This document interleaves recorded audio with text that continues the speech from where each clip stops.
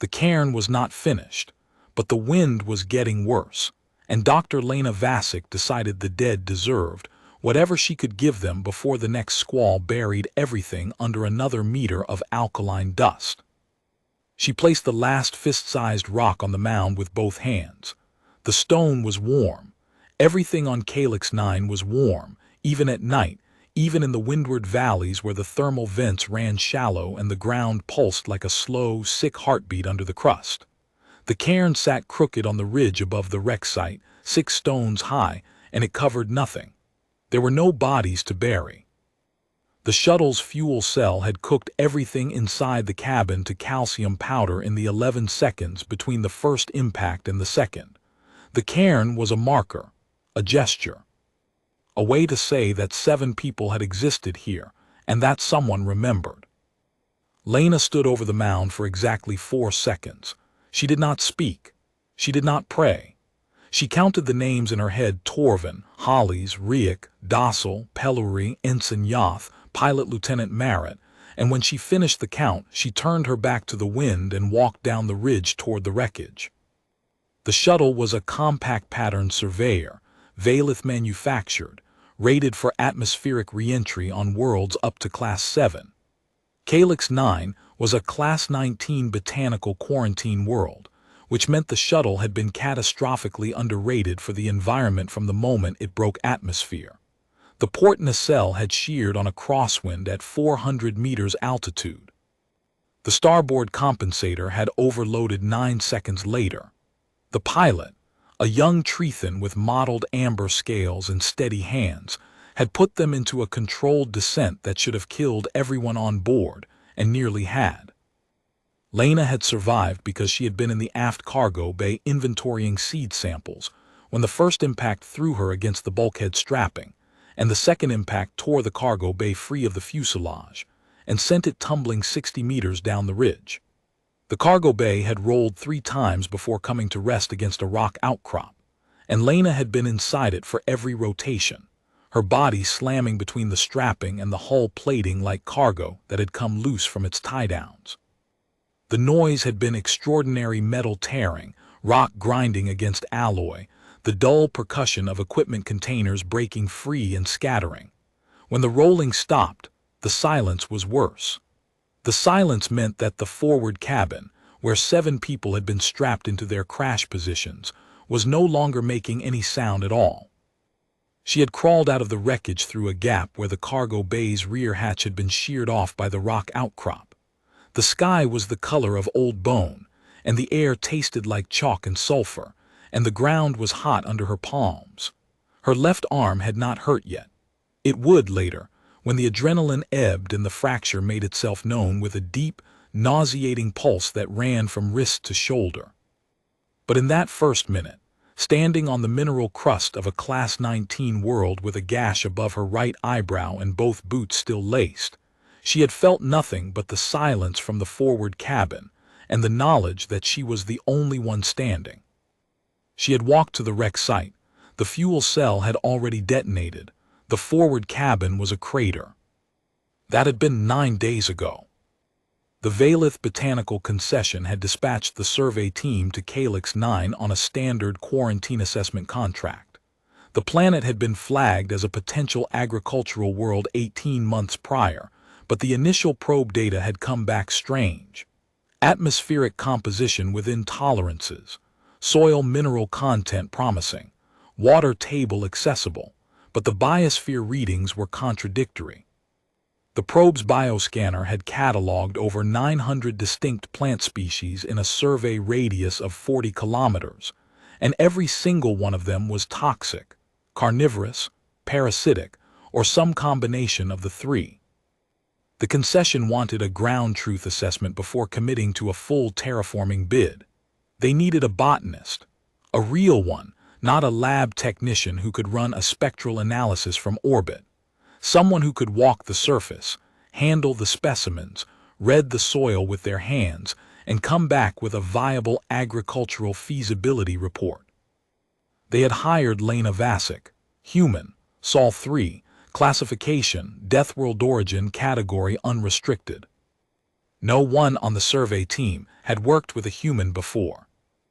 Lena had noticed this in the way they watched her during the transit, the way Ensign Yoth, a slender insectoid Cathari with blue-black chitin and compound eyes the color of old copper, had tracked her movements through the galley, as if cataloging the locomotion of something from a threat briefing.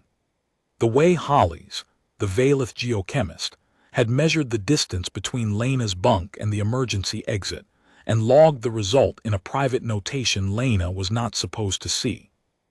The way the pilot had triple-checked the aft cargo bay's pressure seals after Lena boarded, as though something about her presence made the standard tolerances feel insufficient.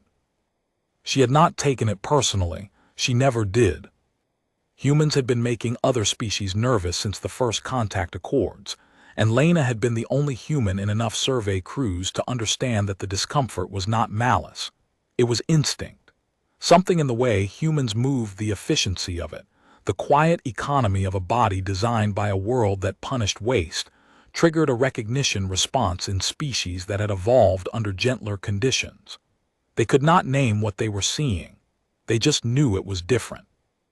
What mattered now was that 6 of them were calcium dust under a crooked cairn, and Lena was alone on a Class 19 world with no communications relay, no functioning navigation equipment. A fractured arm she had set herself using a cargo strap and a piece of shuttle decking, and approximately 14 days of emergency rations if she was careful. The survey team's comm beacon had been in the forward cabin. The forward cabin no longer existed in any recoverable form. The shuttle's emergency transponder had fired on impact and broadcast for approximately 90 seconds before the fuel cell detonation melted its circuitry. The concession's orbital relay was in a polar orbit with a 46-hour cycle. Even if the transponder's 90-second burst had been received, the relay would need to complete its cycle, uplink to the nearest way station, and wait for a concession response vessel, which was, at best, 11 days out from this system. Lena had done the math on the 2nd day. She had done it again on the 5th day and again on the 7th, and the numbers had not changed. The earliest possible rescue was 23 days from the crash. Her rations would last 14, and that assumed the local water was drinkable, which it was barely, after she boiled it in a section of hull plating over one of the thermal vents. She had 9 days of food gap to solve, and she was a botanist on a world covered in plants. The irony was not lost on her. She had spent 11 years working quarantine assessments on hostile worlds, classifying biomes that no other species would walk through voluntarily. She had cataloged carnivorous fungi on Tessec 4, where the mycorrhizal networks tracked body heat through the soil and erupted spore columns that could blind a Valith in seconds. She had mapped the tidal kelp forests of Durath 7, where the algal blooms produced a neurotoxin potent enough to shut down the central nervous system of every oxygen-breathing species in the galactic index, every species except humans, who metabolized the compound into a mild headache and a craving for salt. She had walked through all of it, and she had walked out again, because that was what humans did. They walked into places that killed everything else, and they found a way to keep walking. This was not different. This was just the latest version. The problem was that every plant on Calyx 9 was trying to kill her. Not metaphorically, not in the gradual, passive way that a toxic berry might harm an unwary forager. Actively, mechanically, the dominant ground cover, a low, dense mat of rubbery fronds that Lena had cataloged as substrate alpha in her field notes, responded to pressure by extruding a sap that was, according to her portable spectrometer, a complex alkaloid cocktail capable of dissolving chitin, keratin, and most forms of organic tissue within minutes of contact. The shrub analogues that grew in the thermal fissures produced seed pods that detonated on proximity, scattering microscopic barbs coated in a paralytic compound. The climbing vines that covered the ridge walls were photosensitive predators that contracted around anything that blocked their light, and their tensile strength was sufficient to crush the thoracic cavity of a Valith adult. The Cathari ensign, Yoth, had brushed against a vine cluster on the first day of ground operations, before the crash. The vine had closed around Yoth's forearm in less than 2 seconds. Lena had cut Yoth free with a geological knife, and afterward Yoth had stood very still for a long time, staring at the bruise on the chitin of their arm, and said nothing. That was the kind of world this was. Everything grew, everything reached, everything bit back. Lena had spent the first 3 days after the crash in survival mode. She had inventoried the cargo bay wreckage and recovered 17 items of value. 6 days of emergency rations, a water purification membrane that was cracked but functional, her portable spectrometer, a geological knife, a coil of cargo strapping, 2 intact sample containers, a first aid kit with enough analgesics and antibiotic paste for 1 person for approximately 10 days, a thermal blanket, a section of hull plating she could use as a heat shield, a hand crank emergency torch, a stylus and data pad with a damaged screen but functional storage, 4 intact seed sample bags from her pre-crash inventory, and the field manual for the Calyx 9 quarantine assessment, which was now the most important document on the planet. On the 4th day, she had started working. Not surviving. Working. There was a difference, and Lena was precise about it. Surviving was waiting for rescue and rationing calories, and hoping the numbers lined up. Working was doing what she had come here to do, because the work was the only thing that would keep her alive long enough for rescue to arrive. She needed to find something edible on a planet where nothing was safe to eat. The field manual's toxicology appendix listed 212 known plant compounds on Calyx 9, cross-referenced against the biological tolerances of 7 spacefaring species. None of the 7 could consume any of the 212 compounds without medical intervention. The appendix did not include humans. Humans were not part of the standard toxicology reference matrix because the Galactic Biological Database had never successfully established a universal toxicity threshold for Sol-3 organisms. The range was too wide. The variables were too many. The database's entry for human dietary tolerance ended with a notation that Lena had seen before on other contracts, in other systems, on other worlds where she had been the only human in the manifest. Consult species-specific data. Standard thresholds do not apply. She began with substrate alpha. The sap was a complex alkaloid, the same sap that dissolved chitin on contact. Lena ran a spectrometric analysis on a sample, identified the primary alkaloid chains, and cross-referenced them against her own species' metabolic literature, which she kept on a personal data chip she carried in her boot because no galactic database ever had it right. The alkaloids were structurally similar to capsaicin and solanine. Capsaicin was the compound that made chili peppers burn. Solanine was the compound in green potatoes and nightshade. Humans had been eating both, carefully, for thousands of years. The sap would make her sick in concentrated form. In diluted form, processed correctly, it might be survivable. She spent 2 days on the preparation. She harvested fronds of substrate alpha using the geological knife and cargo strapping to avoid direct skin contact, stripped the outer rind where the sap concentration was highest, and soaked the inner pith in boiled water for 6 hours. She changed the water 3 times. She tested the processed pith with the spectrometer after each soak. The alkaloid concentration dropped by 60% after the first soak, 87% after the second, 94% after the third. On the evening of the 6th day, 9 days before her rations would run out, Lena ate a piece of processed substrate alpha pith the size of her thumbnail. It tasted like wet chalk and burned the inside of her mouth for 20 minutes. Her stomach cramped for an hour. She did not vomit. She did not lose consciousness. She did not die.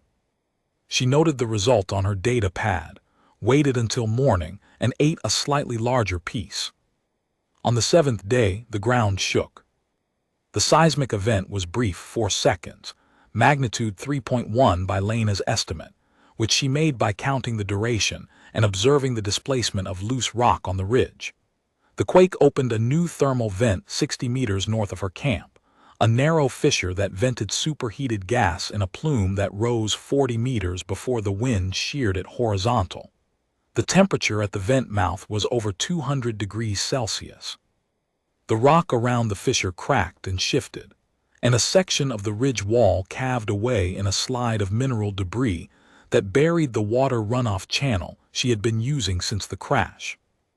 Lena stood at the edge of the slide and looked at the buried channel for 30 seconds. Then she walked the ridge for 2 hours, systematically checking every thermal vent and surface fissure within 500 meters of her camp, until she found a second runoff channel on the eastern slope. The water was more acidic than the first source, pH 4.2, according to the spectrometer, compared to 5.8 from the original channel. She would need to double filter it through the cracked purification membrane, which would have her daily water yield. She adjusted her consumption accordingly and moved on. The quake also displaced 3 of the seed pod clusters in the thermal fissure below her camp. 2 detonated on impact. The third rolled to a stop 12 meters from her shelter and sat there, swollen and taut, a biological pressure mine waiting for the vibration or the warmth that would trigger it. Lena approached it from downwind, moving at a measured pace, and nudged it into a crevice with the tip of the geological knife extended to full reach. It did not detonate. She noted its position on the data pad and added it to her daily perimeter check. By the 8th day, she had established a baseline. The processed pith was not nutritious in any meaningful sense, the caloric content was negligible, and the fiber was indigestible even by human standards, but it was not lethal. It would extend her rations. It would buy time, and time was the only currency she had. On the 9th day, the spectrometer began to fail. The alkaline dust had been working its way into the instrument sensor housing since the crash, and the readings had been drifting for 2 days, minor calibration shifts that Lena had compensated for manually. But on the 9th morning, the primary spectral band returned a null reading on a sample she had already profiled. She opened the housing with the tip of the geological knife, cleaned the sensor array with a strip of thermal blanket fabric, and reassembled it. The reading returned, but the resolution had dropped. She was losing precision. Within a week, the instrument would be unreliable. Within 2 weeks, useless. Without the spectrometer, she would be processing toxic plant matter by guesswork. She spent 3 hours that evening improvising a dust seal for the sensor housing using sap from the substrate alpha, rind the same sap that dissolved organic tissue. Applied to the metal housing and allowed to cure in the thermal vent heat, it formed a hard, amber-colored resin that sealed the gaps against particulate infiltration. The irony of using the planet's most corrosive secretion as a protective coating was not lost on her. She tested the repaired instrument. Full resolution. Clean readings. She logged the repair protocol in the data pad and moved on. The concession's orbital relay completed its cycle on the 11th day. Lena did not know this. She had no way to receive the confirmation signal, no way to know that the 90-second transponder burst had been received and logged, no way to know that a response vessel had been dispatched from way station Korath and was burning hard for the calyx system at maximum sustainable thrust.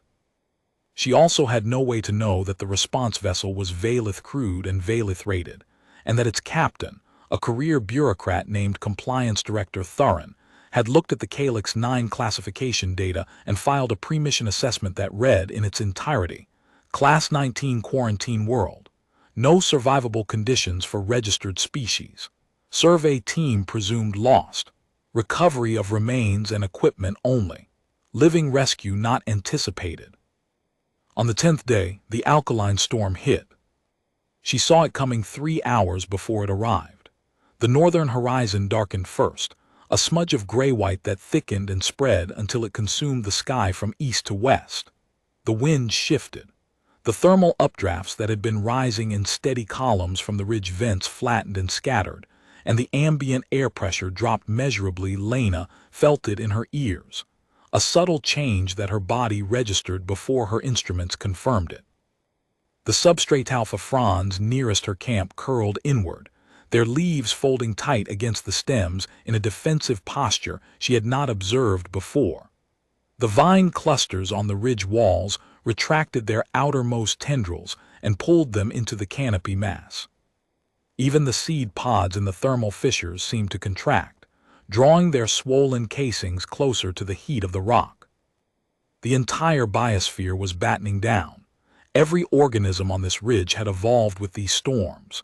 Every organism knew what was coming. Lena watched the defensive responses with professional interest and filed them in the data pad. Then she started preparing her own defenses, because she was the only organism on this ridge that had not evolved here, and she would have to improvise what every other species did by instinct. It came from the northwest, a wall of white-gray dust driven by winds that the field manual classified as Category 3 atmospheric event, unsurvivable for all registered species without sealed shelter. The wind speed exceeded 140 kilometers per hour. The alkaline particulate concentration was dense enough to scour exposed organic tissue. The temperature dropped 19 degrees in 2 hours, which on Calyx 9 still left the ambient air at 43 degrees Celsius. But the wind chill and the abrasive dust made the conditions feel like standing inside a grinding mill. Lena saw the storm front building on the northern horizon at dawn and spent the morning reinforcing her shelter. She lashed the hull plating to the rock outcrop with every meter of cargo strapping she had, sealed the gaps with packed mineral crust, weighted the thermal blanket with stones, and buried her data pad, spectrometer, and remaining rations in a sealed sample container wedged into a rock crevice. Then she crawled under the hull plating, pressed her back against the rock, and waited. The storm lasted 14 hours. The hull plating held. The cargo strapping frayed but did not snap. The thermal blanket tore at one corner and the wind pried at the opening for 3 hours, snapping the fabric like a signal flag, until Lena grabbed the loose corner with her good hand and held it against the rock with her body weight. She held it for 3 hours. Her grip cramped, then numbed, then burned, and she held it. The alkaline dust found every gap in her clothing and every crack in her skin, and by the time the wind began to die it had scoured the exposed skin of her hands and forearms raw. She registered the damage and filed it alongside the fracture and the gash and the bruises. The body was a system. It reported its status. She noted the reports and continued operations. When the wind died, she crawled out into a world scoured clean. The alkaline dust had stripped the ridge of loose material, burying the lower slopes in drifts of white-gray powder and exposing bare rock on the ridgeline. Her water collection site was buried. The seed pod she had carefully nudged into a crevice was gone, swept away or detonated by the wind. The substrate alpha ground cover nearest her camp was shredded, the fronds torn and scattered, the sap leaking into the mineral crust in thin, dark streaks. She rebuilt. She found the buried runoff channel by tracing the thermal gradient with her hand against the ground, feeling for the warmth of subsurface water. She cleared the sap-damaged substrate alpha and replaced it with fresh growth from a sheltered gully on the lee side of the ridge. She repaired the shelter. She ate processed pith and drank double-filtered water, and she did not stop moving until the camp was functional again. The storm had cost her a day. On a world where every day was a negotiation with the margins of survival, a lost day was a real cost. Lena noted the loss in her log and moved on. She could not afford to dwell. On the 12th day, the vine forest moved. Lena had been aware of the vine clusters since the crash. They grew in dense curtains along the ridge walls and in the thermal fissures, and she had given them a wide berth. But on the 12th day, she woke to find that the nearest cluster had grown 4 meters overnight. The leading tendrils were within 6 meters of the cargo bay wreckage where she had established her shelter. She studied the growth pattern for an hour, taking measurements with the cargo strapping and noting them on the data pad. The vines were not growing randomly. They were growing toward her shelter, toward the heat signature, toward the only sustained biological presence on the ridge. They were hunting. She measured the growth rate, 4 meters in approximately 9 hours of darkness, when the thermal differential between the vine's body temperature and the ambient air was lowest and the metabolic cost of growth was cheapest. At that rate, the vines would reach her shelter in roughly 36 hours. She did not have 36 hours worth of options at this location. The original shelter site was compromised. Lena packed her equipment with the systematic efficiency of someone who had broken camp under pressure many times before. Every item had a place. Every movement was purposeful. She did not rush. Rushing led to dropped tools, missed supplies, and fractured decisions. And on a world that punished every error, the discipline of moving at the right speed, not the fastest speed. The right one was the difference between adaptation and collapse. She moved her shelter 300 meters south along the ridge, to a rocky outcrop where the ground was bare mineral crust, and the nearest vine cluster was 80 meters away. She rebuilt the shelter using the hull plating and the thermal blanket, and she set up a perimeter of cleared ground around it, scraping away every trace of substrate alpha with the geological knife, so there was nothing for the vines to anchor to if they reached the outcrop. The work took most of the day. Her fractured arm ached with a deep, grinding persistence that she managed with half doses of analgesic and the careful, deliberate economy of motion that came from years of field work on worlds that did not forgive carelessness. She ate a ration bar and a portion of processed pith and boiled water, and watched the sun set through the alkaline haze, and she allowed herself, for exactly 1 minute, to feel the weight of being alone. Then she picked up the data pad and continued her botanical survey. On the 13th day, a second quake struck, magnitude 3.8 this time, sharp enough to knock the hull plating loose from its strapping and send the geological knife skittering across the mineral crust. Lena caught the knife before it went over the edge of the outcrop, a reflex grab with her injured arm that sent a bolt of white pain from her wrist to her shoulder. She held still, breathing through her teeth, until the pain settled back into its baseline hum.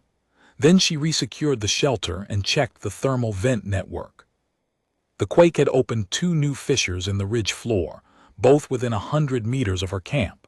Superheated gas vented from both in steady plumes. The air temperature on the ridge rose 4 degrees. The substrate alpha fronds nearest the new vents wilted and browned, their cellular structure breaking down in the increased heat. The vine clusters, by contrast, seemed to thrive. The tendrils nearest the new vents grew visibly over the next 6 hours, reaching toward the heat with the slow, deliberate certainty of organisms that had been playing this game for geological time. The planet was not passive. It was not a backdrop against which Lena's survival played out. It was an active participant, and it was rearranging the board. On the 14th day, the seed pods in the thermal fissure below her new camp detonated in a chain reaction that sent a cloud of paralytic barbs across the southern approach to the outcrop. Lena was 200 meters away, collecting water from a runoff channel, and she heard the sound a rapid sequence of sharp, dry cracks like small-caliber gunfire, and she stood still and waited for the cloud to disperse. It took 9 minutes. When she returned to camp, she found 17 barbs embedded in the thermal blanket and 4 in the hull plating. She pulled them out with the geological knife, one by one, holding each barb up to the fading daylight and studying its structure. The barbs were hollow. The paralytic compound was stored in a reservoir at the base and delivered through a microchannel along the shaft. The engineering was elegant. The delivery mechanism was more sophisticated than anything in the galactic botanical database for a non-sentient organism. She added the observations to her survey notes, cleaned the barb wounds in the blanket with boiled water, and ate her dinner. On the 15th day, she found the body of a native organism. It was wedged in a crevice at the base of the ridge, partially dissolved by substrate alpha sap, its skeletal structure exposed on one flank. The creature was roughly the size of a large dog, with a low, armored body and 6 articulated limbs ending in broad, flat pads. It had been dead for weeks, possibly months. The sap had reduced the soft tissue to a chemical slurry, but the skeletal material was intact, a dense, mineral-rich composite that resisted the alkaloid breakdown. Lena spent 2 hours studying the remains. The creature's digestive tract, or what remained of it, contained traces of substrate alpha pith, the same material she had been processing and eating. This animal had been a herbivore, adapted to consume the ground cover, and the substrate alpha sap that dissolved every other organic material on the planet had not killed it. Something else had. The vine tendrils coiled around the rear limbs told the story. The creature had been caught by the climbing predators, immobilized, and left to be consumed by the slower chemistry of the ground cover. The ecosystem logic locked into place another degree. The native herbivores ate the substrate alpha. The vines ate the herbivores. The seed pods protected the substrate alpha from the herbivores when the vine population was low. Every piece was connected. Every chemical was a word in a conversation that had been running for millions of years. And Lena was learning the language. On the 16th day, she catalogued 3 new species of burrowing organisms that lived in the subsurface thermal channels, small arthropod analogues with heat-resistant exoskeletons that fed on mineral deposits and excreted a calcium-rich paste. The paste was non-toxic. It was also nutritionally useless for a human, but Lena noted it anyway, because comprehensive data was the difference between a survey and a guess, and she did not guess. The rations ran out on the 18th day. Lena had known the day was coming. She had watched the supply diminish with the same clinical attention she gave to every other variable on this ridge: the water pH, the spectrometer calibration drift, the vine growth rate, the slow healing of the fracture in her arm. She had plotted the consumption curve on the data pad on the 5th day and updated it every evening, and the line had been pointing at this day since the beginning. She had stretched the supply as far as the math allowed, supplementing with processed pith and rationing carefully, reducing her intake to 1,200 calories a day, and then to 900 and then to 700. Each reduction a negotiation between the energy her body needed to function and the days she needed the rations to last. But the numbers were the numbers, and she had been honest with them from the beginning. On the morning of the 18th day, she ate the last ration bar. It was a standard Valith emergency ration, a dense, nutrient-compressed block designed for Valith metabolisms, which meant it was approximately 40% less calorie-dense than what a human body required. She had known this since the first day. The rations had never been enough. They had been a bridge, and the bridge ended here. She drank a cup of boiled water and opened the field manual to the toxicology appendix.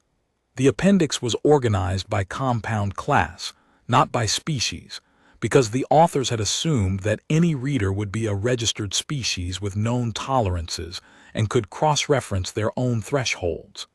Lena was not a registered species. She was a footnote in someone else's database, an exception that did not fit the categories, and she had been navigating that gap for her entire career. She read the appendix with the same focus she had given it on the 4th day and the 8th day and every day in between. She was not looking for new information. She was looking for confidence. The data had not changed. Her analysis had not changed. What had changed was that the theoretical had become immediate. She was no longer preparing to eat toxic plant matter as a contingency. She was preparing to eat it because there was nothing else. She had been working on a second food source for 4 days. The climbing vines, the photosensitive predators that crushed Valith adults, produced a fruiting body at the junction of the main stem and the lateral branches. The fruiting body was a dense, dark red capsule about the size of a human fist, and it was packed with seeds suspended in a thick, oily pulp. The pulp was toxic. The spectrometer identified 3 distinct neurotoxic compounds, 2 paralytic agents, and a protein denaturant that would have killed a Cathari on contact. For a human, the compound profile was different. The neurotoxins were structurally related to tetrodotoxin, which humans had been eating in carefully prepared puffer fish for centuries. The paralytic agents were weaker than the curare analogues that human surgeons had once used as muscle relaxants. The protein denaturant was heat labile. It broke down at 60 degrees Celsius. The vines grew in the thermal fissures where the ground temperature ran between 70 and 90 degrees. The fruiting bodies baked in that heat from the moment they formed. By the time they were ripe, the protein denaturant was already partially degraded. Lena needed to finish the job. Harvest the capsule without being crushed by the vine. Extract the pulp. Heat it to a sustained 60 degrees for long enough to break down the remaining denaturant. Then eat it and find out whether a human liver could process 3 neurotoxins and 2 paralytic agents in sublethal concentrations. She harvested the first capsule on the 18th day.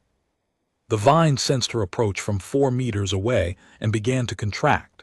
She moved fast, cutting the fruiting body free with 2 strokes of the geological knife, and she was clear of the vine's reach before the main stem completed its contraction cycle. The vine closed on empty air. Lena walked back to camp with the capsule in a sample container and her pulse at 71. She processed the pulp over a thermal vent for 2 hours, testing with the spectrometer at 30-minute intervals. The denaturant concentration dropped. The neurotoxin levels held steady but within the range she had calculated as survivable for her body mass and metabolic rate. The paralytic agents were at trace levels after processing. She paused before eating it, not from fear, from professional discipline. She recorded the compound concentrations. Her current body weight estimated 53 kilograms, down from 61 at the time of the crash, her metabolic state, and the processing methodology on the data pad. If she died, the record would show exactly what she had attempted and why. If she lived, the record would be the foundation of a processing protocol that could feed humans on Calyx 9. Either way, the data would serve someone. She ate a tablespoon of the processed pulp at sunset. Her hands went numb for 40 minutes. Her vision blurred at the edges for an hour.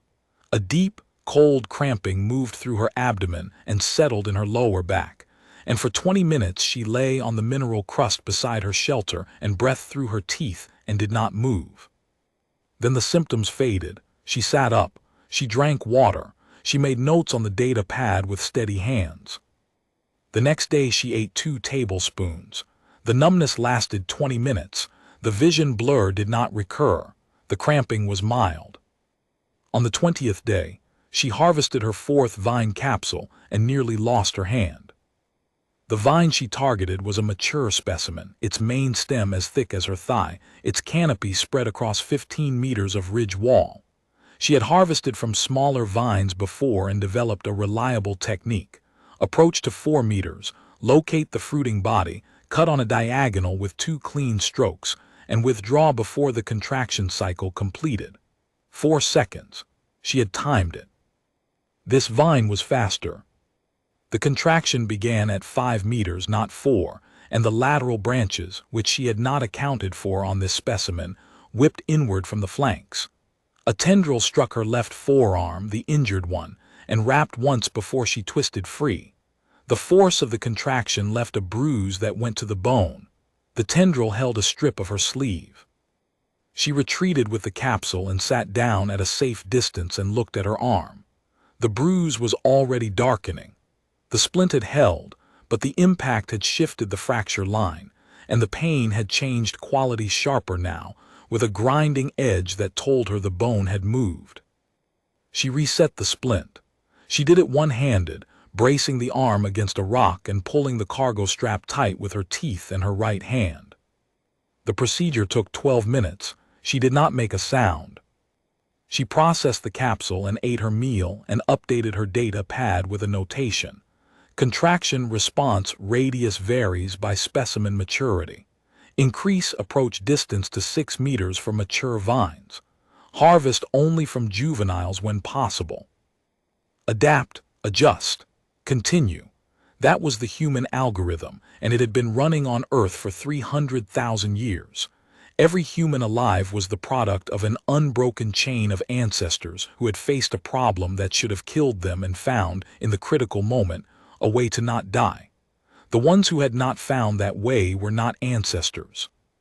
They were evolutionary dead ends, and their genes were not in Lena's body, and their instincts were not in her nervous system, and their surrender was not in her repertoire. She was not brave. Bravery was a word for people who had a choice between safety and chose danger.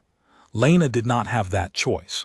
She had danger and different danger, and the only variable she controlled was which danger she faced and how well she prepared for it. That was not bravery. That was engineering. That was the cold, systematic process of identifying the parameters, testing the variables, and iterating until the system worked or you ran out of iterations. She had not run out yet. By the 21st day, she was eating 3 meals of processed vine pulp and substrate alpha pith per day, and her body was adapting. The numbness had faded to a faint tingling in her fingertips after each meal. The cramping had stopped. Her caloric intake was marginal but sufficient to maintain basic function, and the protein content of the vine pulp, while low, was keeping her muscles from wasting.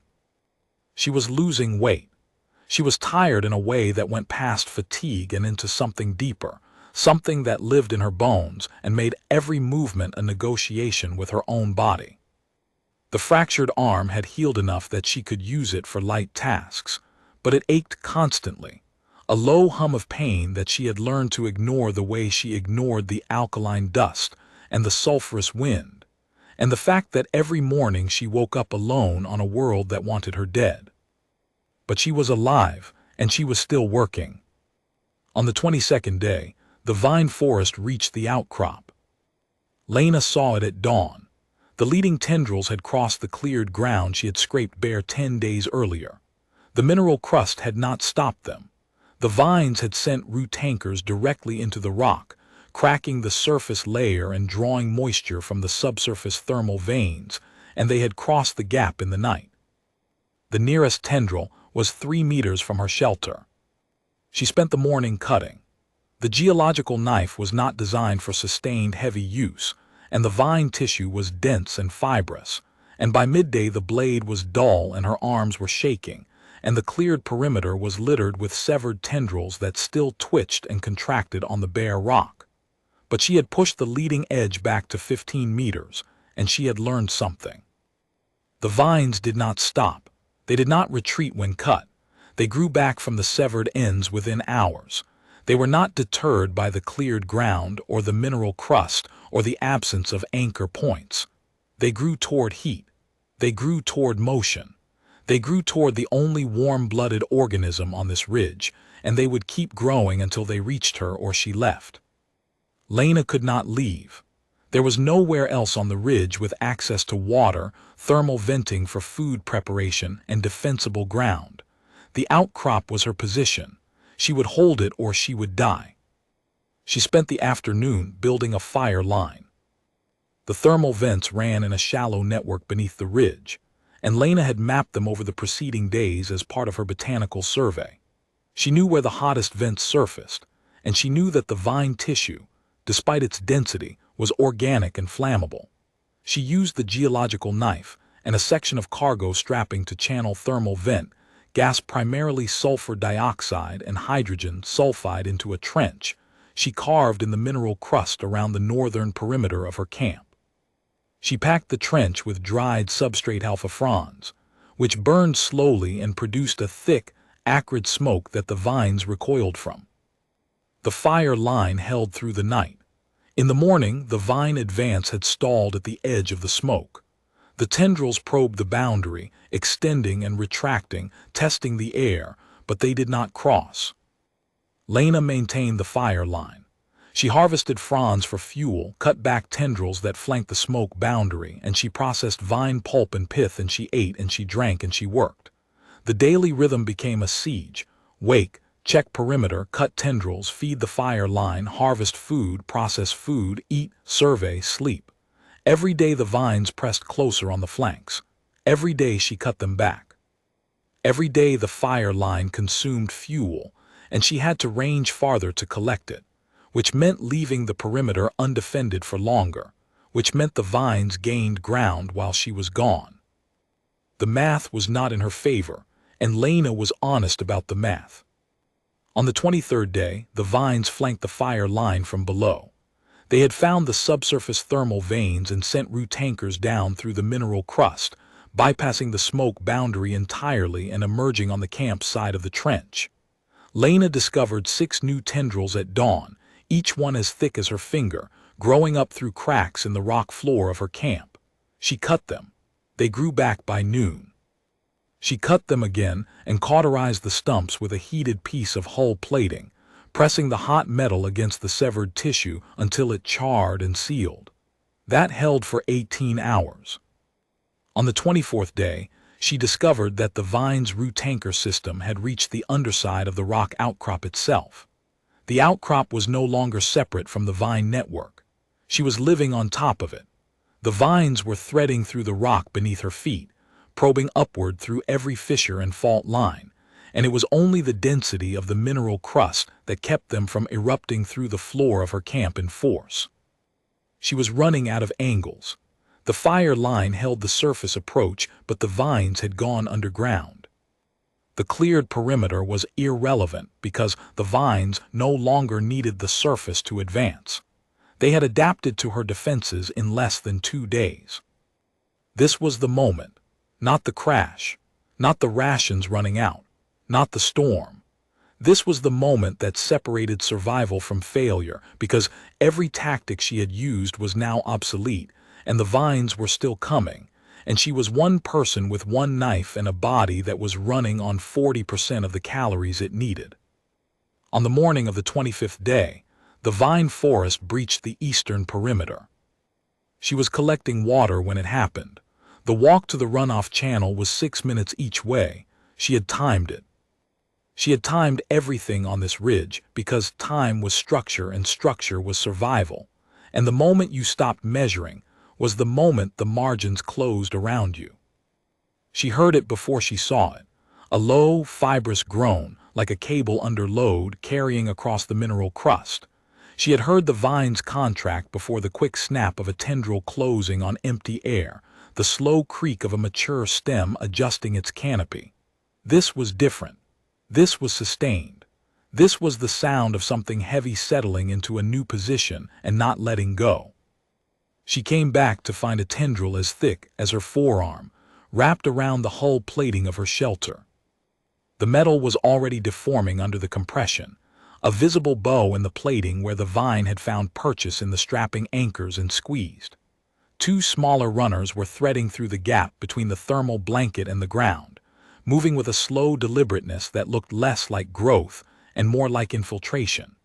The tips of the runners were pale and smooth, freshly extruded, the cellular equivalent of fingertips testing the surface of something unfamiliar. She cut them in 17 strokes. The geological knife was losing its edge. She had been resharpening it on the mineral crust every second day, and the blade was noticeably thinner than it had been at the start. Each stroke required more force than it should have. The vine tissue resisted, fibrous and wet, and the sap that leaked from the severed ends was darker than she remembered, thicker, as if the vine had increased its chemical concentration in response to repeated cutting. The effort left her winded, and her hands were shaking, not from fear, from caloric deficit. Her body was consuming itself to fuel the work, pulling energy from muscle and fat reserves that were already depleted, and the tremor in her fingers was her metabolism's way of filing a complaint she could not address. She stood in the center of her camp and looked at the vine wall pressing in from 3 sides, and she understood, with the clinical clarity of a field scientist reading bad data, that the perimeter was failing. She had perhaps 3 days before the vines overran the camp entirely. 3 days. The rescue vessel, if it was coming, was still at least a week away by her most optimistic calculation. The night of the 25th day was the worst. She could hear them growing. In the darkness, with the thermal vents hissing and the wind carrying alkaline dust across the ridge, the vine forest produced a constant, low-frequency sound, a creaking, stretching, fibrous murmur that came from every direction at once. It was the sound of thousands of tendrils extending, testing, anchoring, advancing. It was the sound of a living organism the size of a forest rearranging itself around a single point. Around her. She lay under the hull plating and listened to the vine forest grow, and she did not sleep. Not because of fear, because her body had crossed a threshold where the caloric deficit and the chronic toxic load and the unhealed fracture and the alkaline damage to her skin had accumulated to the point where sleep was no longer automatic. It had to be earned, and the price was stillness, and stillness on this ridge meant surrender. She lay awake, and she listened to the vines, and she thought about the ecosystem. Not about rescue, not about survival, about the system, about the 900 species she had catalogued, and the chemical relationships between them, and the way every organism on this world was locked in a web of mutual antagonism that had been running for geological time. She thought about it the way she thought about every problem, not as an obstacle, but as a mechanism. Something with moving parts, something that could be understood. By dawn she had not slept, but she had an idea. It was not fully formed. It was a shape in the data, a pattern she had seen but not yet named. She needed her notes. She sat down on the mineral crust. She drank water. She closed her eyes for 10 seconds, not to rest, to clear the noise. Then she opened her data pad and began to read her own botanical survey notes. 912 plant species catalogued, 212 known toxic compounds. Every species on this world was in a constant chemical and mechanical war with every other species. They competed for light, for thermal energy, for the mineral nutrients in the crust, and they did it through an arms race of toxins, mechanical traps, and aggressive growth. The vines were the apex predator of this ecosystem, and they had no natural enemies on this ridge because nothing else could survive here long enough to challenge them. Nothing except the thing that had been eating them for a week. Lena looked at the notes for a long time. She looked at the chemical profiles of the vine pulp she had been consuming. She looked at the alkaloid breakdown of the substrate alpha sap.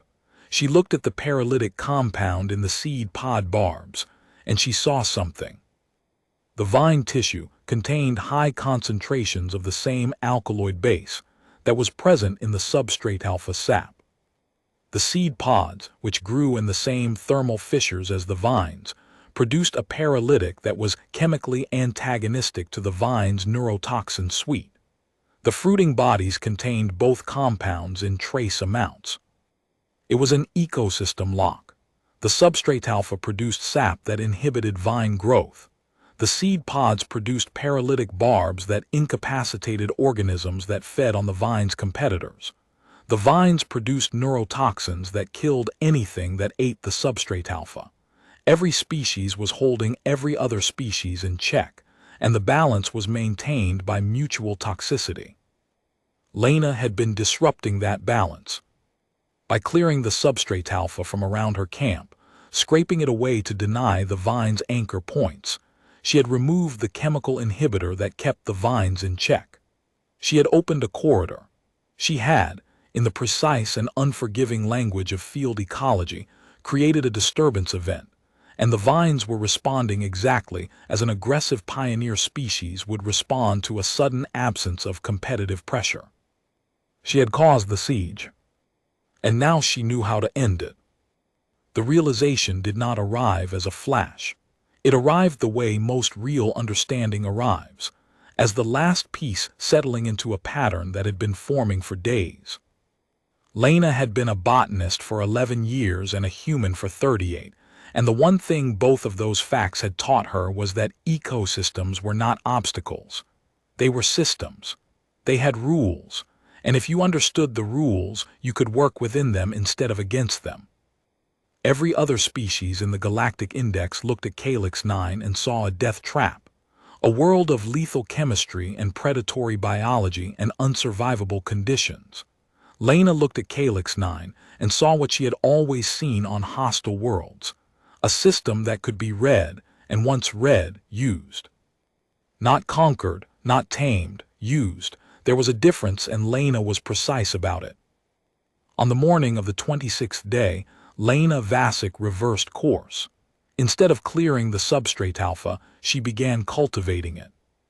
She harvested mature fronds from patches 80 meters south of her camp, where the ground cover was thick and healthy, and she transplanted them into the cleared mineral crust around her northern and eastern perimeters. She packed the transplanted fronds into the rock crevices where the vine root tankers had established, pressing the sap-rich rind directly against the vine tissue. She worked with her bare hands. The sap burned her skin. She did not stop.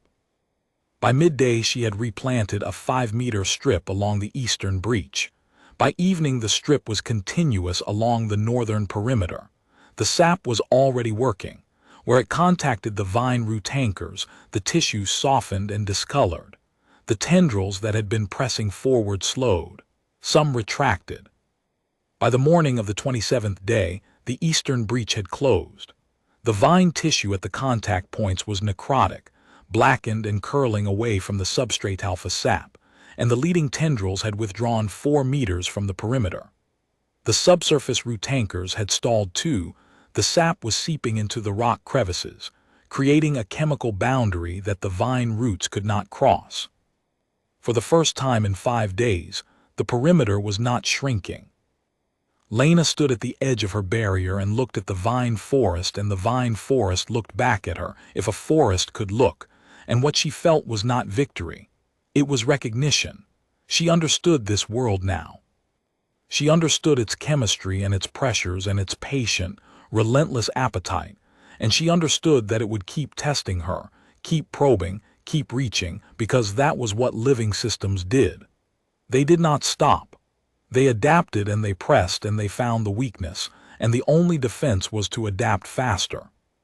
She had been adapting faster for 38 years. She had been adapting faster for 300,000 years. Every human had. That was the inheritance of a deathworld species. Not strength, not speed, not armament, but the absolute, bone-deep refusal to stop solving the problem. Lena knelt in the mineral crust and pressed another frond into a crevice with cracked, sap-burned hands, and she allowed herself to feel it, not relief, not triumph, but the quiet, stubborn satisfaction of a problem solved with the tools at hand. The siege was not over. The vines would adapt. They would find roots around the substrate alpha barrier, or they would develop resistance to the alkaloid inhibitor, because that was what aggressive pioneer species did. But the barrier had bought her time, and time was what she had been buying from the first day, 1 meal and 1 calculation and 1 day at a time. On the 28th day, she extended the substrate alpha barrier to the southern perimeter and reinforced the fire line on the western approach. The camp was defensible. The food supply was stable. The water was accessible. Her arm was healing. She was thinner than she had been, and the fatigue had settled into a permanent residency in her body that she managed rather than resisted, and the alkaline dust had worked its way into every crease of her skin and every fold of her clothing, but she was functional. She resumed her botanical survey, not because the concession required it, not because anyone would read it if she died here, because the survey was the reason she had come, and the work was the anchor that kept her oriented when everything else was loss and alkaline dust, and the slow, relentless pressure of a world that did not want her. On the 29th day, the third alkaline storm hit. This one was shorter than the first 8 hours, but more intense. The wind stripped 2 of the transplanted substrate alpha sections from the eastern perimeter and scattered them across the ridge. Lena spent the following morning replanting, working on her hands and knees in the aftermath debris, pressing fronds into crevices with fingers that had lost most of their skin to sap burns and alkaline abrasion. The pain was constant now, not sharp but pervasive, a background signal that she processed and filed and did not allow to alter her pace. She had stopped counting the injuries. The fractured arm reset twice. The sap burns on both hands. The bruise from the vine tendril faded to a deep purple-black stain that covered her left forearm from wrist to elbow. A cut on her right shin from a piece of displaced hull plating during the second quake, sealed with antibiotic paste and cargo strapping. Alkaline dust in her eyes that she rinsed with filtered water twice a day. Cracked lips. Sunburn. The deep, cellular exhaustion of a body running on neurotoxin-laced vine pulp and processed ground cover on a world where the air itself was an irritant. Any one of these would have ended a Valith field operative. All of them together, sustained over 4 weeks, would have been classified as unsurvivable by any medical database in the Galactic Index. Lena was not in any medical database in the Galactic Index. She was in her own database, the one she carried in her boot, the one that said the thresholds did not apply, and she was still within her own operational parameters. Degraded but functional. On the 30th day, she catalogued her 947th plant species, a small, unremarkable ground-hugging succulent that grew in the shade of the vine canopy and produced no detectable toxins. She almost missed it. It was growing in a shallow depression at the base of a mature vine cluster, tucked beneath the canopy where the light was dim, and the thermal radiation from the ridge floor was diffused by the vine's root mass. The succulent was the color of the mineral crust, pale gray-green, low to the ground, its leaves thick and waxy, and arranged in a tight rosette no larger than her spread hand. It looked like nothing. It looked like another piece of a world that wanted everything dead. She collected a sample out of professional habit, the same way she had collected 946 samples before it, and she ran the spectrometer because that was the protocol, and she expected the same cascade of toxin alerts that every other sample had produced. The spectrometer returned clean. She stared at the reading. She recalibrated the instrument manually, checking the dust seal she had built with substrate alpha resin, verifying the sensor array alignment, confirming that the spectral bands were within resolution tolerances.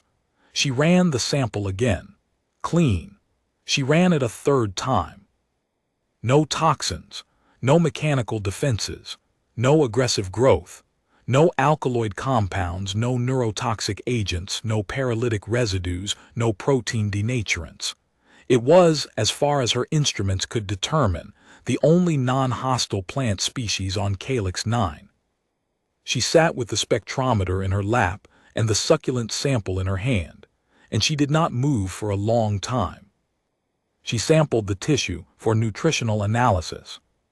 The caloric content was low, but the protein profile was complete, all essential amino acids present in bioavailable form. The mineral content was rich in iron and calcium, 2 elements her body had been slowly depleting over the past 4 weeks of inadequate nutrition.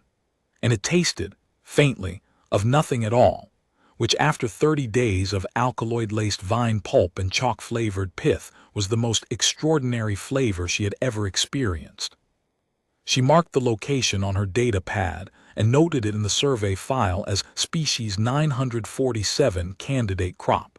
Priority 1. She sat with the data pad in her lap for a long time after that entry. The sun was low over the ridge and the alkaline haze turned the light amber, and the vine forest rustled in the thermal updrafts, and the substrate alpha barrier held its line, and the cairn on the ridge above was still standing, crooked and small and permanent. She had come to this world to answer a question. Could anything grow here that was worth growing? The concession had wanted to know about agricultural viability. They had wanted yield projections and soil assessments and toxicology clearances. They had wanted the kind of data that fit into a procurement spreadsheet. Lena had given them something better. She had given them proof. Not that the planet could be made safe, it could not for any species in the galactic registry. But that one species could walk its surface, eat what grew there, read the system, work within it, and survive.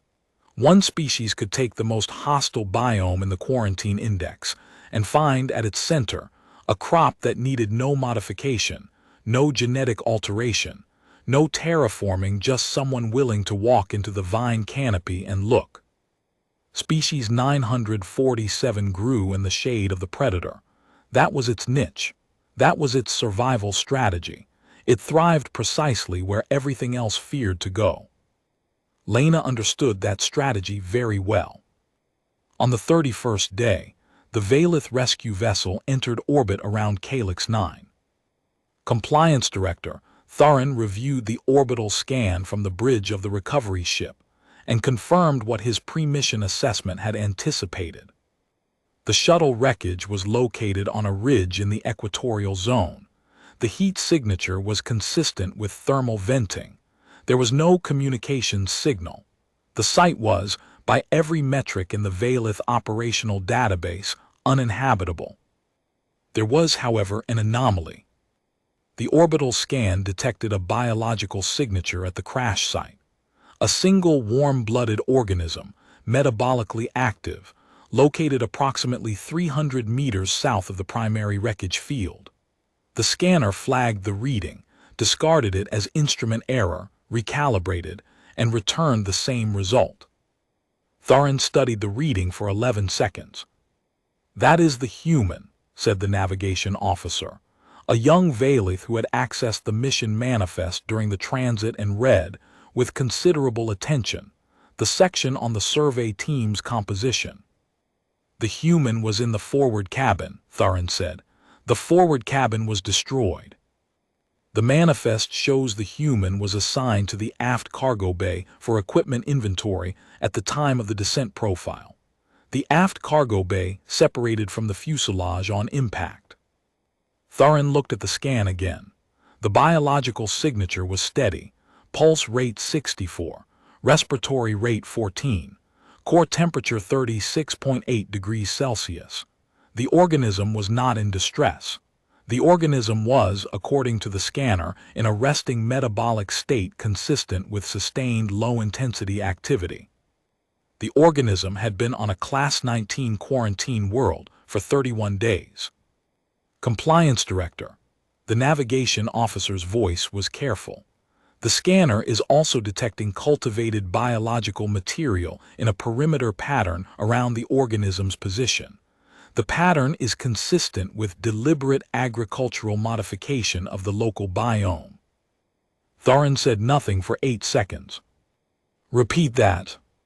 "The human appears to have established a cultivated perimeter using indigenous plant species arranged in a defensive configuration. The growth pattern is not natural. It is geometric." Thurin pulled up the Calyx 9 botanical profile. 900 registered species, every one toxic, carnivorous, or parasitic. No edible plant matter for any registered species. No survivable surface conditions for any registered species, beyond 48 hours, without full environmental containment. The human had been there for 31 days, without containment, without communications, without resupply. And she had started farming. Thurin sat with that information for a long time. He accessed the Galactic Botanical Archive and pulled the Calyx 9 species index. He read the toxicological profiles. He cross-referenced them against the survival thresholds for every registered species in the concession's operational database. He looked at the timelines. 31 days. No sealed shelter. No atmospheric filtration. No supplemental nutrition beyond what the planet itself provided. His pre-mission assessment, living rescue not anticipated, stared at him from the mission log. He did not delete it. He would file it alongside whatever report emerged from this recovery, and the contrast between his assessment and the reality would stand as its own kind of record.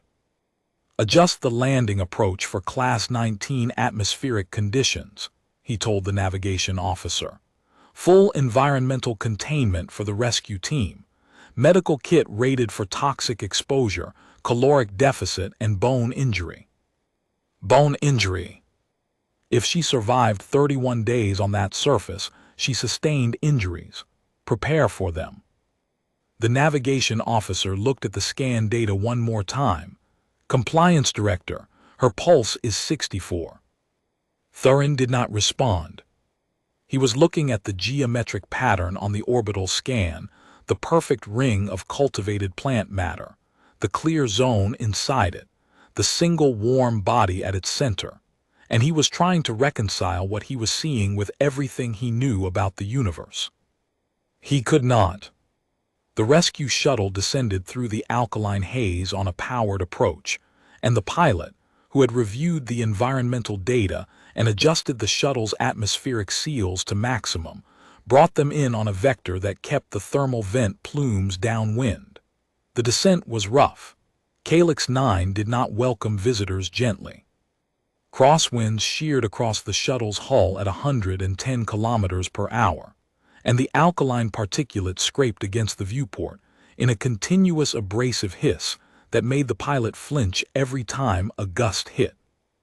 The atmospheric seals were holding, but the pilot checked them twice in the final 2 minutes of descent, because the environmental data on this world read like a threat assessment, and the pilot had read the survey shuttle's black box telemetry during transit and knew exactly how fast things could go wrong in this atmosphere.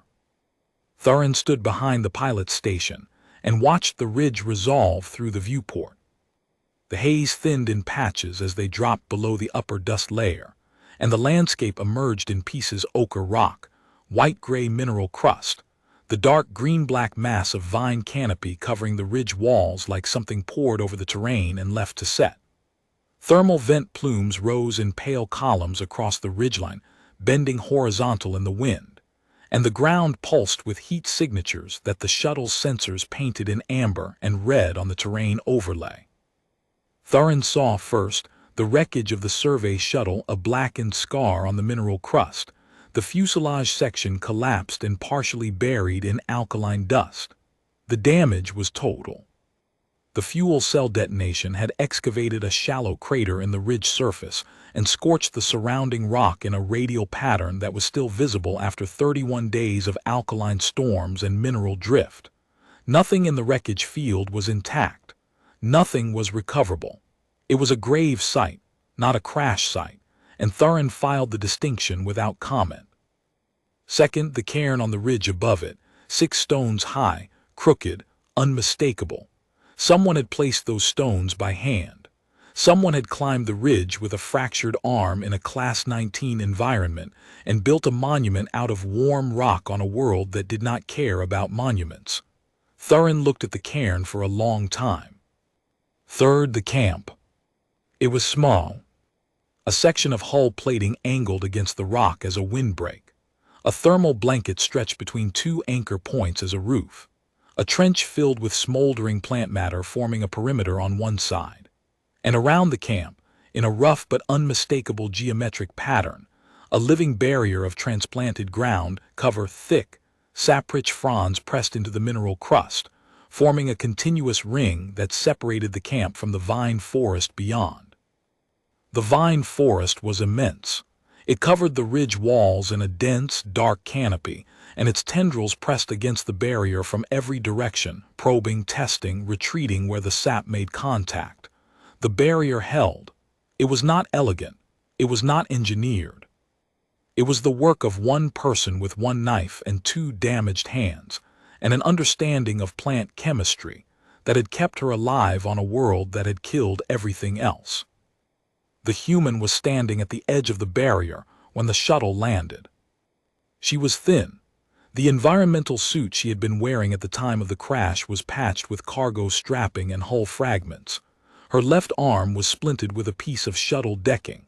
Her hands were raw and cracked and stained with plant sap, and the alkaline dust had turned her hair from brown to a pale, chalky gray. She was holding a data pad in one hand and a geological knife in the other, and she watched the shuttle descend with an expression that Thurin, who had spent 23 years in the Valith Compliance Service and had never seen a human face outside of briefing documents, could not read. She did not wave. She did not run toward the shuttle. She did not collapse or weep or show any of the responses that the rescue protocols categorized under survivor distress behavior. She waited until the shuttle's ramp extended, and then she walked to the base of the ramp and stopped, She did not hurry. She walked at the same measured pace she had used every day on this ridge, the pace that conserved energy and prevented mistakes, and kept her body moving at exactly the rate her caloric reserves could sustain. The rescue team did not understand this. They saw a woman walking slowly toward rescue and interpreted it as shock or exhaustion or the numbed disorientation of someone who had been alone too long. They did not understand that the pace was a tool, honed over 31 days, and that changing it now would have been a failure of the discipline that had kept her alive. The rescue team, 4 Valith in full environmental containment suits, carrying medical equipment and emergency rations and atmospheric filtration units, stared at her from behind their visors. They had expected remains. They had expected wreckage and bones and the quiet business of cataloging the dead. They had not expected this a living human, standing upright, walking toward them under her own power, with a data pad in one hand and the calm, unhurried bearing of someone arriving at a scheduled meeting. "Dr. Vasic," Thurin said. He had come down the ramp himself, which was not standard protocol for a compliance director, but the scanner data had made him want to see this with his own eyes. "I am Compliance Director Thurin. We are here to recover you and the remains of the survey team." "The survey team is under the cairn on the ridge," Lena said. Her voice was hoarse and flat and carried no more emotional weight than a field report. 7 casualties. No recoverable remains.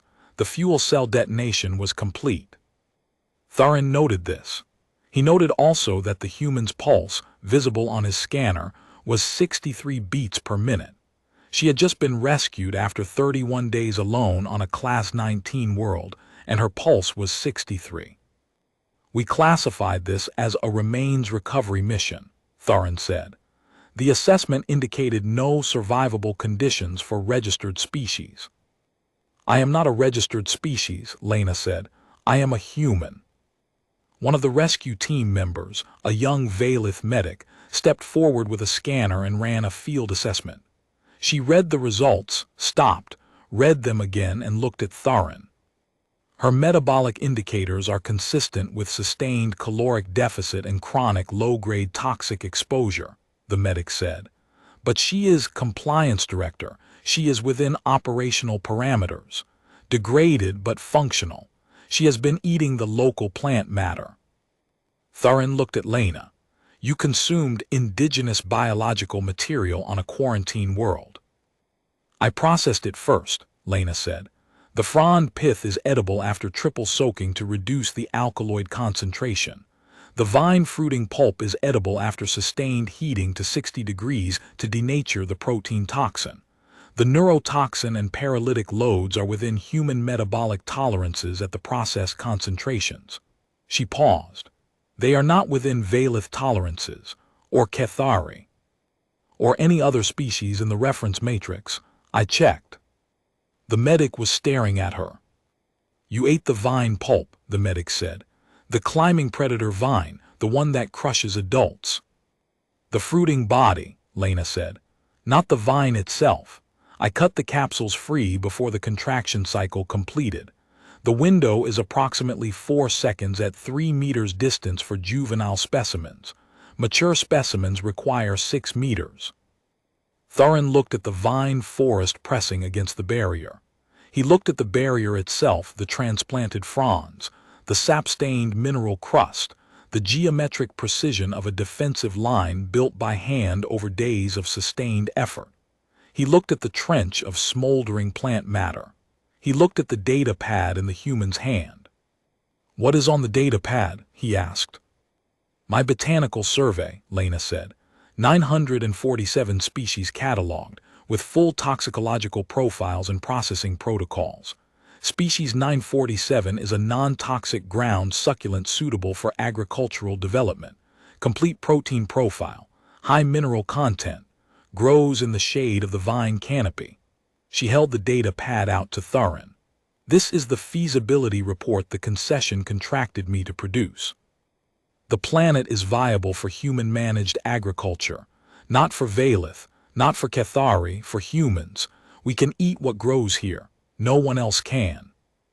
Thorin took the data pad. He looked at the screen. The survey was meticulous. Every entry was dated, every compound profiled, every processing protocol documented with the precision of someone who knew that the data would outlive her if the rescue did not come. "You completed the contract," Thorin said. "I completed the survey," Lena said. "The contract requires a written feasibility assessment, which I will file from the recovery vessel. I would also like to file the names of the 7 crew members who died in the crash for the concession's casualty record, if that has not already been done." She said the last part in the same flat, hoarse voice she had used for everything else, and Thorin understood with a slowness that embarrassed him that the cairn on the ridge was not a survival gesture. It was not a psychological coping mechanism. It was a record. The human had built it because the names of the dead mattered, and because someone needed to mark the place where they had been, and because she was the only one left to do it. He stood on the ramp of the rescue shuttle and looked at the woman who had buried her colleagues, set her own fracture twice, eaten the apex predator of a Class 19 world, repaired her own instruments with the planet's corrosive sap, built a defensive perimeter out of the ecosystem's own chemical warfare, catalogued 947 species with a cracked data pad and a geological knife, found the one edible plant on a world that had killed everything else, and then handed him the feasibility report. Her pulse was 62. The vine forest pressed against her barrier in the thermal wind, and the barrier held, and the alkaline dust blew across the ridge, and the cairn stood crooked and small against the sky. "Compliance Director," the navigation officer's voice came through Thorin's comm unit. "I am receiving a priority query from the concession orbital relay. They are requesting confirmation that the survey team is deceased and the contract is void." Thorin looked at Lena Vasic. She was watching the vine forest, not the shuttle, not the rescue team. The vines, her vines. The things she had eaten and fought and studied and used and outlasted for 31 days on a world that the entire galactic classification system said should have killed her in 48 hours. "Tell the concession the contract is not void," Thorin said. "Tell them the survey is complete. Tell them the botanist survived." He paused. "And tell them to update their classification matrix. The standard thresholds do not apply." He paused again. The navigation officer waited. "One more thing. File a request with the concession's agricultural division. The botanist has identified a candidate crop species, species 947. I want a development assessment initiated before the recovery vessel clears the system." "On what basis, Compliance Director?" Thorin looked at the viewport. The ridge was visible through the alkaline haze, and the camp below was small and stubborn against the landscape, the hull plating, the thermal blanket, the geometric ring of transplanted fronds, the crooked cairn on the ridge above. The vine forest pressed against the barrier from every side, dark and dense and patient, and the barrier held. "On the basis that the only organism in the galactic record that can work this world is already down there," Thorin said. "And she has already started." Lena Vasic did not respond to any of it. She was already walking back toward the barrier, checking the transplanted fronds, pressing one back into a crevice where the wind had loosened it. The rescue team watched her. The medic was still holding the scanner, and the readings had not changed. One of the containment-suited Valith reached toward Lena with a nutrient supplement pack, and Lena took it without looking, tore the seal with her teeth, and drank it in 3 swallows while she inspected a section of the barrier where the vine tissue was testing the boundary again, probing with a fresh tendril that had emerged since the shuttle landed. She snapped the tendril off at the base with her bare hand. The sap stained her palm. She wiped it on her trousers and moved to the next section. The medic turned to Thorin. "She should be on the shuttle. She needs intravenous nutrition, a bone scan, and a full toxicological workup." Then tell her that, Thurin said. The medic looked at the human. Lena was crouching at the eastern perimeter, both hands in the mineral crust, pressing a substratalpha frond into a gap where the vine root tankers had cracked the rock. Her hands were raw and steady and sure. The medic did not tell her that, not yet. The human's work was not finished. Lena boarded the rescue shuttle 47 minutes later. She did not board because she was ready to leave. She boarded because the data pad's battery was at 2%, and the shuttle had a charging port, and she needed the data pad functional to complete the feasibility report during transit. The medic ran a full diagnostic on the shuttle's medical bay while Lena sat on the examination bench and typed with sap-stained fingers on the cracked data pad, which was now connected to the shuttle's power supply. The medic's diagnostic took 11 minutes. The feasibility report's first draft took 9. Lena finished before the medic did.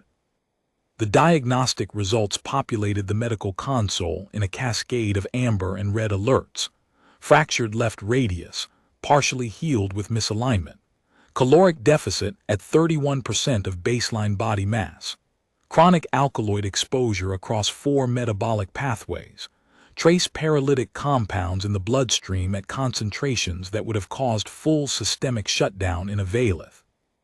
Alkaline chemical burns on 60% of both hand surface area. Subdermal bruising consistent with high-force compression injury on the left forearm. Early-stage mineral depletion in the long bones. Mild hepatic inflammation from sustained toxin processing.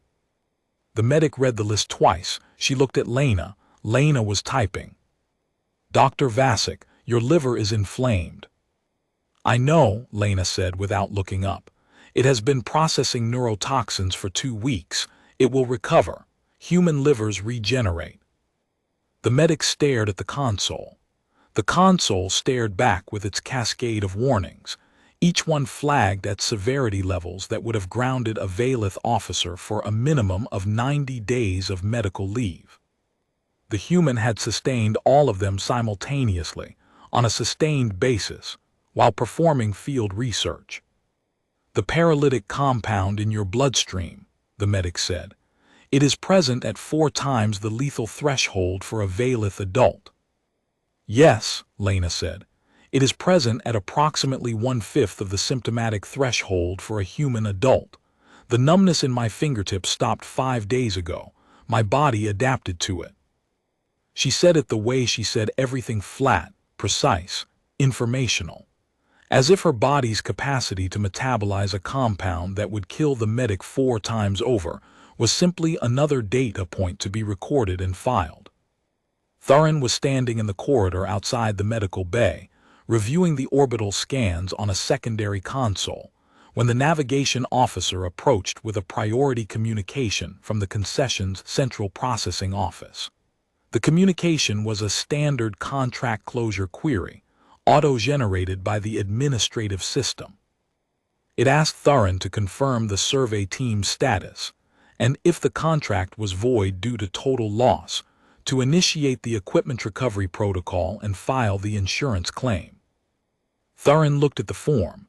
There was a checkbox labeled Contract Status, Void Total Loss of Personnel.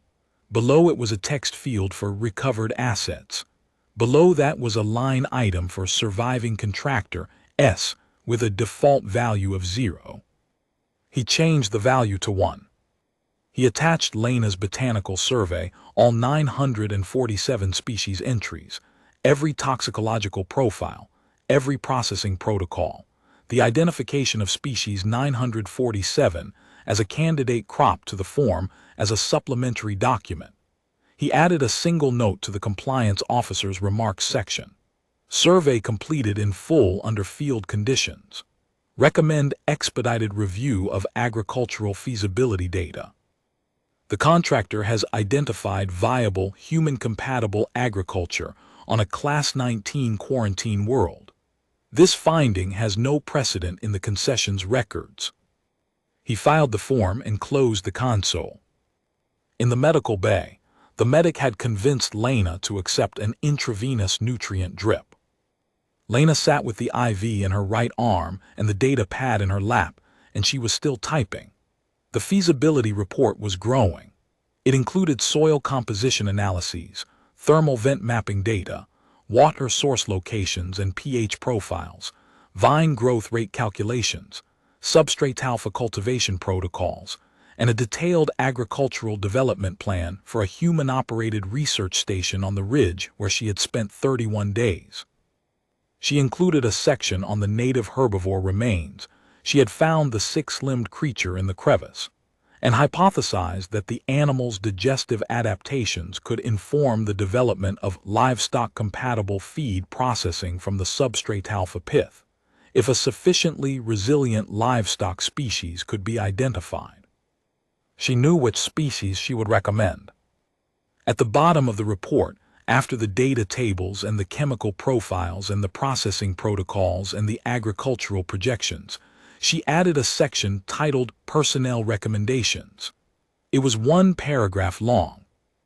She wrote that the Calyx 9 Agricultural Development Program, if approved, would require a permanent human presence. She wrote that no other species in the Galactic Registry could operate on the surface without full environmental containment, and that full environmental containment was incompatible with the hands-on agricultural work the planet demanded. She wrote that the program would need botanists, soil engineers, and field operatives drawn from Sol 3, from the only world in the index that produced organisms capable of eating the food, breathing the air, enduring the storms, and walking through the vine canopy without dying. She did not write that she wanted to go back. She did not need to. The recommendation was the request. The rescue shuttle cleared Calyx 9's atmosphere at 1847 local time. Through the aft viewport, the planet fell away into the black, a mottled sphere of ochre and white and dark green, wrapped in alkaline haze, turning slowly in the light of a yellow-white star. The thermal vents were visible from orbit, a web of heat signatures glowing faintly through the dust cover like a circulatory system beneath the skin of the world. Lena watched the planet shrink in the viewport for exactly 12 seconds. Then she turned back to the data pad and resumed typing. The medic, who had been watching the human since the shuttle lifted off, leaned toward Thurin and spoke quietly. "Compliance Director, she is already planning to return." Thurin looked at the viewport. Calyx 9 was a pale disk against the stars now, small and distant, and utterly indifferent to the fact that it had just been surveyed, catalogued, and partially domesticated by a single organism with a geological knife and a fractured arm. "I know," Thurin said. He paused, watching the human type with steady, sap-scarred hands, the IV drip feeding nutrients into a body that had spent a month processing neurotoxins and crushing vine tendrils, and eating the inedible on a world that should have killed her in 2 days. "I believe she will."